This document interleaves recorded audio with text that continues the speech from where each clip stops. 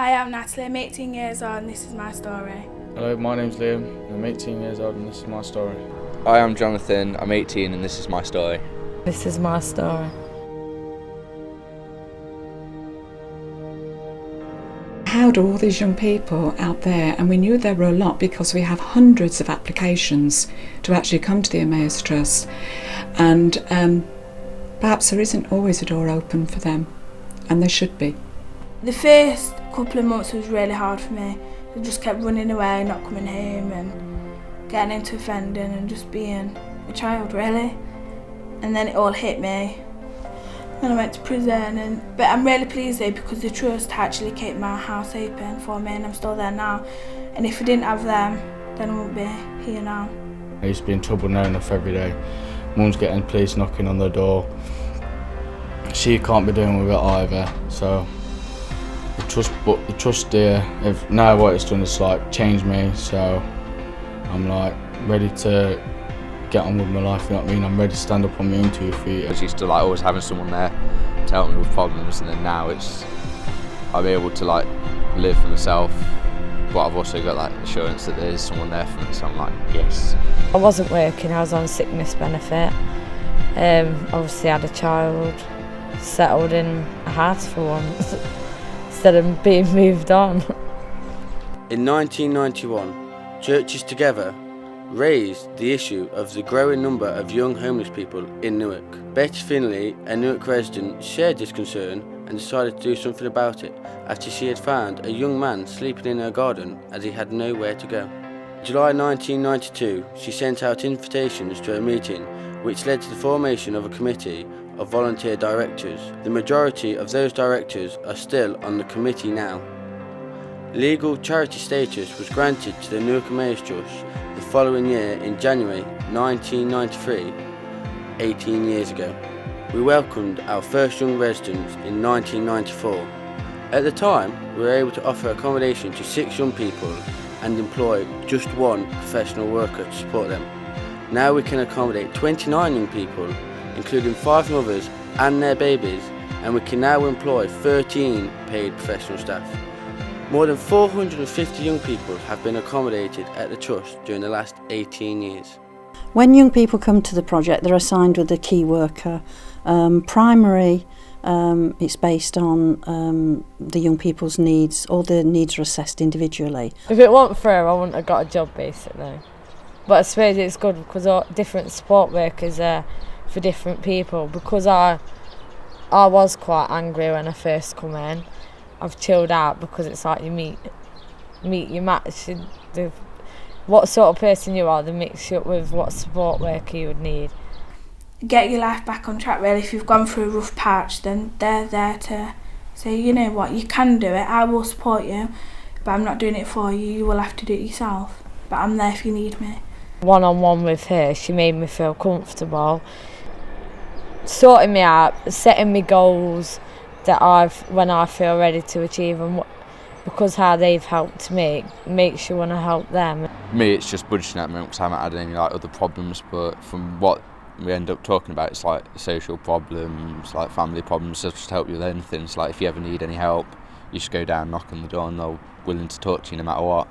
The big thing is you're frightened and you're in a big world on your own, and they make you feel secure. They give you all the information that you need so that you know that you're going to be all right. Just give you an hand if you really need an hand, and if they're there when you need you, so.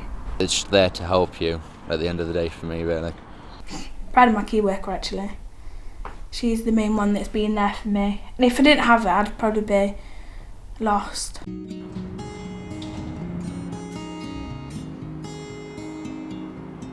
Hello, I'm Rebecca and we're just going to show you around my house. There's 6 residents what live in this house. There's the shared living room, what we have to share. Just going to go into the shared kitchen. Right, they're about ready to go in the oven. Do you want to pop them in the oven? We walk through into the office. It's about 10 to 3. And now we're going to go into number 10 with 2 residents. This is number 10 house, 2 residents living here, 2 boys. This is the kitchen and living room.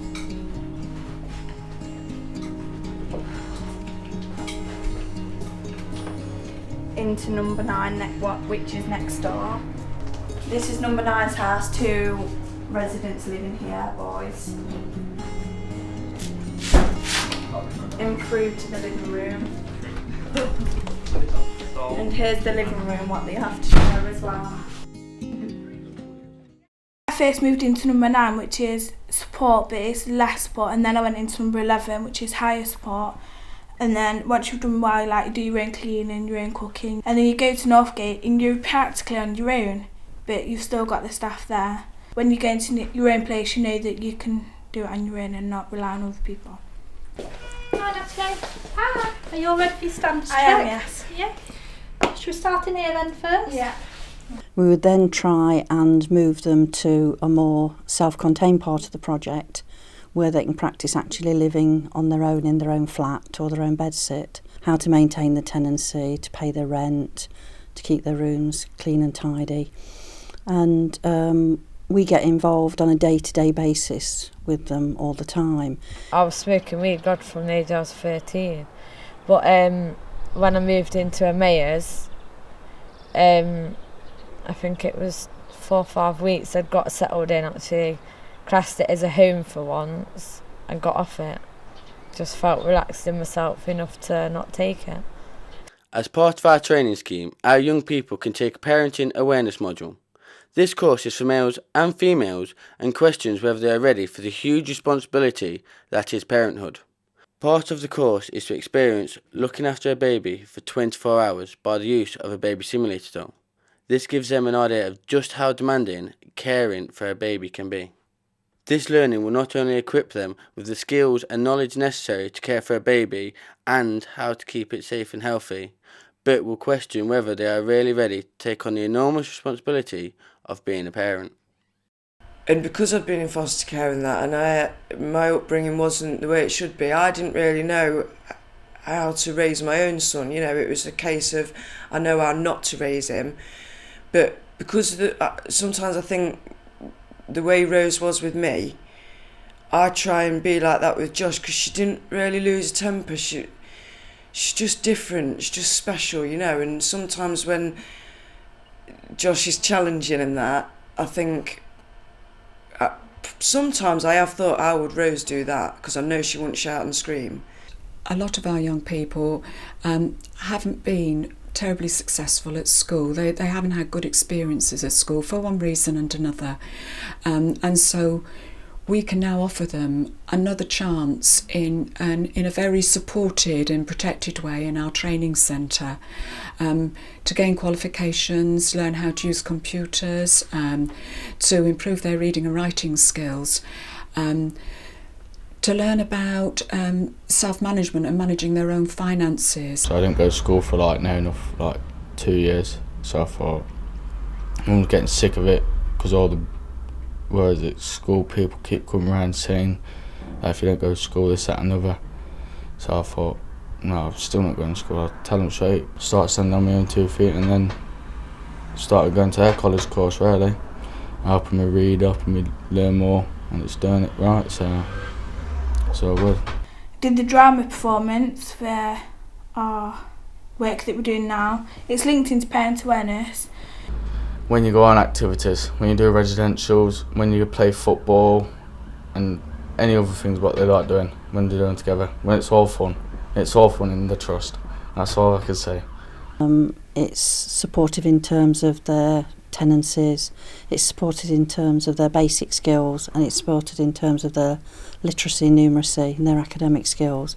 So it provides a whole package of support that takes them from entry to move on. Residents prepare for move on from the project by developing their skills for independence. Working with their key workers, they complete 6 units of training designed specifically to increase their understanding about living independently. This training includes understanding a tenancy, housing options and viewing a property, furnishing a property, budgeting their money to pay bills, staying safe and healthy living, and rights and responsibilities. Any time after that process, if they get in trouble or they're not sure about anything, they can come back to the office where we have a drop-in facility where they can drop in at any time and speak to either their own key worker or a member of staff that's on duty who will help them. But yeah, just thank you, and obviously grateful. It's changed me quite a lot. And I'm so happy that I've got them. I still think about the trust now, you know. I still think if I hadn't have had that proper start there, I'm not sure where I'd be. I really don't know where I'd be. Life can be hard and not always fun, but as night brings dark, morning brings sun. So when life gets tough and nobody cares, give me a ring and I'll always be there.